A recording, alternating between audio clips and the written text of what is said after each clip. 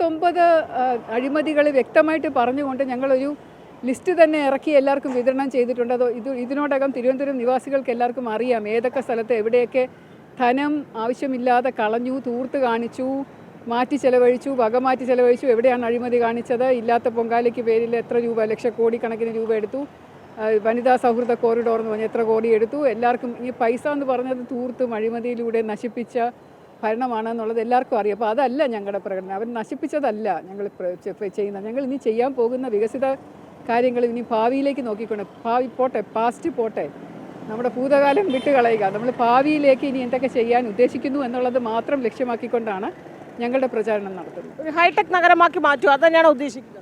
തീർച്ചയായിട്ടും സൂരത്തിനെയും ഇൻഡോറിനെയും ഒക്കെ പോലെയുള്ള ഒരു മനോഹര നഗരമാകാനുള്ള എല്ലാ സാധ്യതയും ഉള്ള സ്ഥലമാണ് തിരുവനന്തപുരം. വളരെ പഴയ ഒരു കേരളത്തിൽ തന്നെ ഏറ്റവും പ്രാചീനമായിട്ടുള്ള പൗരാണിക വളരെയധികം സംസ്കാരമൊക്കെ ഉള്ള ഒരു നിയമസഭയാണ് ഇത്. 1920 തുടങ്ങിയതാണ്. അപ്പോൾ അതുകൊണ്ട് ഇതിന് തീർച്ചയായിട്ടും അതിൻ്റേതായിട്ടുള്ള പ്രാധാന്യം തിരിച്ചു കൊണ്ടുവരും.